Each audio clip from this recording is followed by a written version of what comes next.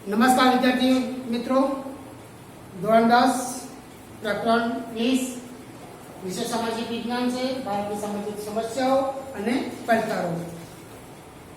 ભાગ 4 માં આપણે જોઈએ આતંકવાદ વિશે. મિત્રો, આતંકવાદ એ આખા વિશ્વમાં આતંકવાદ ફેલાયેલો છે. આતંકવાદ એ વૈશ્વિક સમસ્યા સ્વરૂપે બહાર આવ્યો છે. 21મી સદીમાં માનવ સમાજ માટે આ એક મોટી સમસ્યા છે, આતંકવાદ. વિશ્વના કેટલાય દેશો દ્વારા આ આતંકવાદ ફેલાવવામાં આવે છે, જે વૈશ્વિક સમસ્યા બની ગયો. આતંકવાદ એ માનવ અધિકારોનો નાશ કરે છે, વિનાશ કરે છે, ભય ફેલાવે છે, અરાજકતા ફેલાવે છે, હિંસા, અશાંતિ, આ બધું ઉત્પન્ન કરે છે આતંકવાદ. આમ તો આતંકવાદને કોઈ ધર્મ કે જાતિ સાથે કે કોઈ સંપ્રદાય સાથે સંબંધ હોતો નથી. આમ છતાં આતંકવાદીઓ શું કરે છે? આતંકવાદને ધર્મની સાથે જોડે છે. આવો કાયરતાપૂર્ણ અને ઘૃણાસ્પદ કાર્યો કરવામાં આવે છે. આતંકવાદ એ કોઈ પણ રાષ્ટ્રના જે પ્રગતિ છે એ પ્રગતિમાં અવરોધરૂપ બને છે. આતંકવાદ એક હિંસા સંબંધી એક વિચાર છે, જે પ્રકૃતિનો જે સિદ્ધાંત છે, જીવો અને જીવવા દો, પ્રકૃતિના સિદ્ધાંતનું ખુલ્લેઆમ ઉલ્લંઘન કરે છે. આતંકવાદ કેટલાક ઘણા ગાંઠિયા લોકો દ્વારા સંગઠિત, આયોજિત અને જાણી જોઈને કરવામાં આવતું એક અનૈતિક અને હિંસાત્મક કૃત્ય છે, જે આતંકવાદ છે. આતંકવાદીઓની જે પ્રવૃત્તિઓ છે જોઈએ તો આત્મઘાતી હુમલા કરવા. આતંકવાદીઓ આત્મઘાતી હુમલો કરે છે.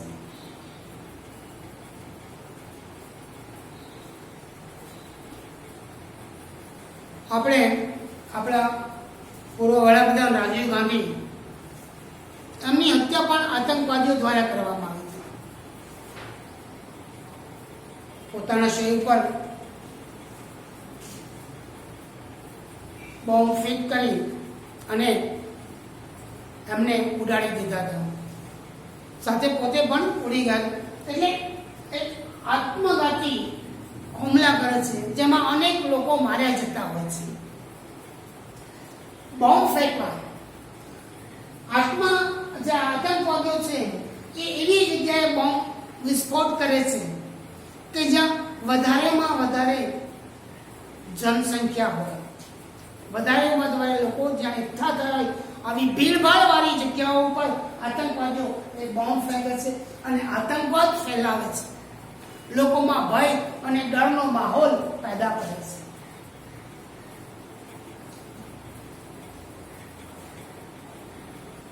ધાર્મિક જે ભાવનાઓ છે એ ભાવનાઓને ભડકાવવા માટે એવા ભાષણો કરે છે અને એ ધાર્મિક ભાષણો દ્વારા લોકોનો ઉન્માદ વધે છે. એવા લોકોને હથિયારો આપવામાં આવે છે અને એ લોકો હથિયારો પણ સંતાડે છે અને એનો ઉપયોગ પણ એ લોકો દ્વારા કરાવવામાં આવતો હોય છે. એટલે હથિયારોને સંતાડવા અને એનો ઉપયોગ કરવાનું કામ આતંકવાદીઓ કરે છે. આપણે જમ્મુ કાશ્મીરની વર્તમાન જે પરિસ્થિતિ છે એ પણ આપણે જોઈએ છે કે આતંકવાદીઓ ગમે ત્યાં બ્લાસ્ટ કરે છે, આપણા દેશના સૈનિકો પર હુમલા કરતા હોય છે. ઘણીવાર વિમાનો હાઇજેક કરતા હોય છે.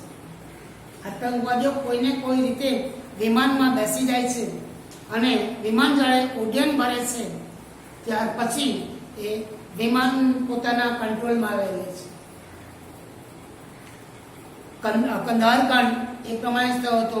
ભારતનું વિમાન હાઇજેક કરવામાં આવી અને લઈ જવામાં આવ્યું હતું કંદહારમાં, અને ત્યાં એમની કેટલીક જે શરતો હતી એ શરતો સ્વીકારી અને વિમાનમાં બેઠેલા જે મુસાફરો હતા એમને આપણે વિમાન સહિત એમને છોડાવ્યું. એટલે આતંકવાદીઓ આ રીતે વિમાનો હાઇજેક કરી અને પોતાની મનમાની પ્રવૃત્તિઓ કરવા માટે સરકારને દબાવતા હોય છે. ક્યારેક નાણાં પડાવે છે. આતંકવાદીઓ નાણાંની પ્રાપ્તિ માટે જે માદક દ્રવ્યો છે એ માદક દ્રવ્યોની હેરાફેરી કરતા હોય છે અને એમાંથી નાણાં એ લોકો પણ પ્રાપ્ત કરતા હોય છે. આમ આવી હિંસાત્મક જે પ્રવૃત્તિઓ છે એ પ્રવૃત્તિઓ આતંકવાદીઓ કરતા હોય છે. મિત્રો, ભારતમાં બળવાખોરી અને આતંકવાદ અને બળવાખોરી બંને વચ્ચે સૂક્ષ્મ અંતર છે. બળવાખોરી જે છે, તફાવતમાં પૂછાય છે પરીક્ષામાં મિત્રો, તો બળવાખોરી એ રાષ્ટ્રીય સમસ્યા છે, જ્યારે આતંકવાદ એ આખા વિશ્વની સમસ્યા છે. બળવાખોરી એ પોતાની સરકાર વિરુદ્ધ એક પ્રાદેશિક ફલક ઉપર વિસ્તરેલી હોય છે, જ્યારે આતંકવાદ એ પોતાના દેશ અને અન્ય દેશની વિરુદ્ધમાં પણ હોય છે, જે આંતરરાષ્ટ્રીય ફલક ધરાવે છે. સ્થાનિક લોકોના સહકારથી બળવાખોરીની પ્રવૃત્તિ ચાલતી હોય છે, જ્યારે આતંકવાદમાં સ્થાનિક લોકોનો સહકાર મળે પણ ખરો અને ક્યારેક ન પણ મળે. બળવાખોરી પ્રભાવિત રાજ્યો કે પ્રદેશોનો વિકાસ અટકી જાય છે, જ્યારે આતંકવાદ જેવી પ્રવૃત્તિઓને કારણે રાષ્ટ્રનો વિકાસ અટકે છે. એટલે આમ જોઈએ તો બળવાખોરી એ સ્થાનિક અસંતોષ જે હોય છે એમાંથી જન્મે છે, અને આતંકવાદને આવું કોઈ બંધન હોતું નથી. આજે ભારતમાં આંતરિક બળવાખોરી અને આતંકવાદ આપણો દેશ બંને સામે લડી રહ્યો છે. નક્સલવાદી આંદોલનો માઓ ત્સે-તુંગના નેતૃત્વ નીચે ચીનમાં જે ક્રાંતિ થઈ એક એમાંથી પ્રેરણા લઈ અને નક્સલવાદી આંદોલન ભારતમાં સૌપ્રથમ 1967માં પશ્ચિમ બંગાળમાં થયું. આ ઉગ્રવાદી જે વિચારધારા પશ્ચિમ બંગાળના નક્સલબારી વિસ્તારમાં ઉદ્ભવી હોવાથી આનું નામ નક્સલવાદ કહેવામાં આવે છે. બંગાળમાં શરૂ થયેલું આ આંદોલન ઝારખંડ, બિહાર, આંધ્રપ્રદેશ, છત્તીસગઢ, કેરળ, ઓડિશા, ત્રિપુરા, મધ્યપ્રદેશમાં પહાડી અને જંગલ વિસ્તારમાં આ આંદોલન વધારે ઉગ્ર બન્યું, જેમાં પીપલ વોર ઓફ ગ્રુપ, માઓવાદી અને સામ્યવાદી કેન્દ્ર આ બે સંગઠનો મુખ્ય હતા. ઉત્તર પૂર્વમાં જે બળવાખોરી છે, સ્વતંત્રતાની પ્રાપ્તિથી લઈને આજ સુધી ઉત્તર પૂર્વમાં બળવાખોરી એક સ્થાયી સમસ્યા બની ગઈ છે. અનેક જનજાતિઓ, વન આચ્છાદિત પહાડી વિસ્તાર અને જુદા જુદા બળવાખોરી સંગઠનો વચ્ચેનો તાલમેલ કેટલાક વિસ્તારની આંતરરાષ્ટ્રીય સીમા તથા વિદેશી જે એજન્સીઓ છે એ વિદેશી એજન્સીઓનો હસ્તક્ષેપ એમાં થાય છે. આ બધા કારણોને લીધે બળવાખોરીની જે સમસ્યા છે એ ખૂબ જ જટિલ બની ગઈ છે. નાગાલેન્ડમાં NNCN બળવાખોરી સંગઠન છે, મણિપુરમાં KNF અને KNA, ત્રિપુરામાં NLFT, ATTF, UJS, જ્યારે આસામમાં ઉલ્ફા, UMF, NDFP અને BLTF આવા બળવાખોરી સંગઠનો આવેલા છે. આ બળવાખોરી સંગઠનો વચ્ચે અલગ અલગ રાજ્યની માંગણી પોતાના રાજકીય અને આર્થિક હિતોને સ્થાપિત કરવા કે ગેરકાયદેસર જે વસવાટ કરવામાં આવે છે એમાંથી આ પ્રશ્નો ઉદ્ભવે છે અને એના કારણે સામાજિક વહીવટી રાજકીય વ્યવસ્થાને હાનિ પહોંચે છે. મિત્રો, કાશ્મીરમાં આતંકવાદ 15મી ઓગસ્ટ 1947 ના રોજ આપણો દેશ સ્વતંત્ર થયો. ભારત અને પાકિસ્તાન એમ બે અલગ રાષ્ટ્રો બન્યા. આઝાદી બાદ પાકિસ્તાને કાશ્મીરના કેટલાક ભાગ ઉપર પોતાનો કબજો જમાવી રાખ્યો. જમ્મુ કાશ્મીર એ ભારતનું અભિન્ન અંગ હોવા છતાં પાકિસ્તાન અવારનવાર તે મેળવવા માટે પ્રયત્ન કરે છે અને આ માટે એને યુદ્ધો પણ કર્યા છે અને દરેક યુદ્ધમાં આપણા સૈનિકોએ પાકિસ્તાનને નાલેશી ભર્યો પરાજય આપ્યો છે. 1988 પછી આ કાશ્મીરમાં આતંકવાદ વધી ગયો. અપહરણ, કાશ્મીરના અનેક પંડિતોને ના છૂટકે પોતાનું કાશ્મીરી વતન છોડી અને અન્ય સ્થળોએ સ્થળાંતર કરવું પડ્યું છે.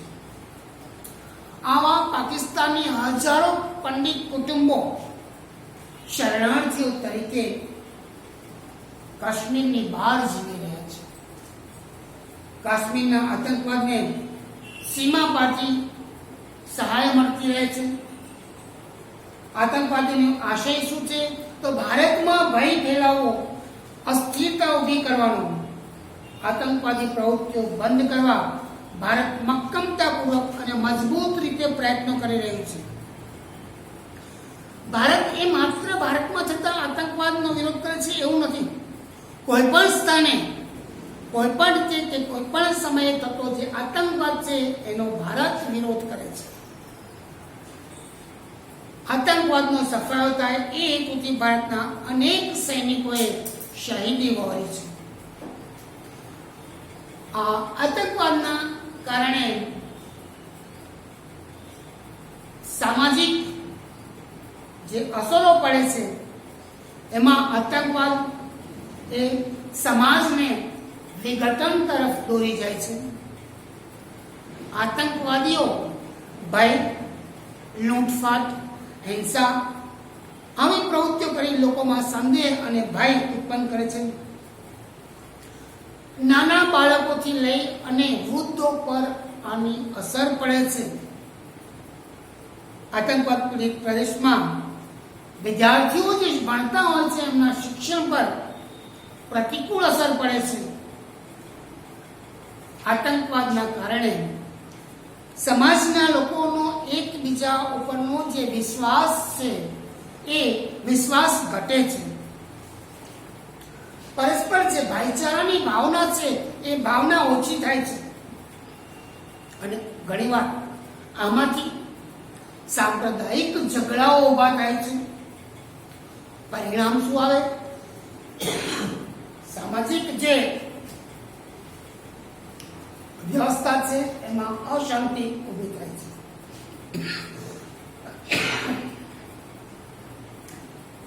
આતંકવાદ પ્રભાવિત જે ક્ષેત્રો છે ત્યાં જે સામાજિક તહેવારો છે લોકો ઉજવી શકતા નથી. પરિણામે લોકોને જોતા જે અંતર વ્યવહારો છે એ વ્યવહારો ખોરવાઈ જાય છે. એટલી સામાજિક અસરોની સાથે સાથે આર્થિક અસર પણ આતંકવાદને કારણે પડે છે.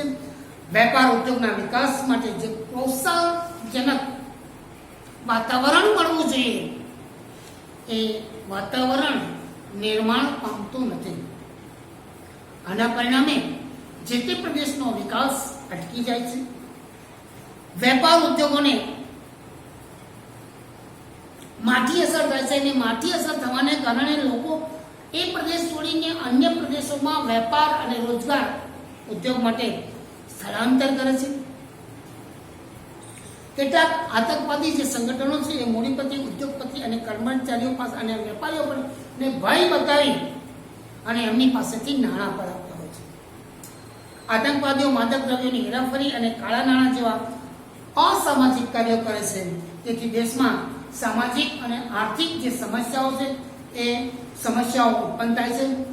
આતંકવાદીઓ રેલવે, રેડિયો સ્ટેશન, રસ્તાઓ, પુલ, સરકારી મિલકતો આ દરેકને નુકસાન પહોંચાડતા હોય છે. એના કારણે આ મિલકતોના પુનઃસ્થાપન માટે કરોડો રૂપિયા ખર્ચવા પડે છે. સરકારને સલામતી માટે પણ કરોડો રૂપિયા ખર્ચવા પડતા હોય છે અને આ રૂપિયા સમાજ ઉપયોગી કાર્યોમાં વાપરવાને બદલે આવી જગ્યાએ વાપરવા પડે છે. સરકારને ખર્ચ કરવો પડે છે. આતંકવાદના પરિણામે રાજ્યના અને રાષ્ટ્રના પરિવહન, ઉદ્યોગ, પર્યટન વગેરેને આર્થિક રીતે નુકસાન થાય છે. આમ આતંકવાદ સામાજિક અને આર્થિક રીતે નુકસાનકારક છે અને એના કારણે આતંકવાદની જે સમસ્યા છે એ સમસ્યાનું નિરાકરણ લાવવું જરૂરી છે. મિત્રો, પાઠ અહીંયા આપણે પૂરો કરીએ છીએ. તમારા સ્વાધ્યાયના જે પ્રશ્નો છે એ પ્રશ્નો તમારી નોટમાં લખી નાખજો.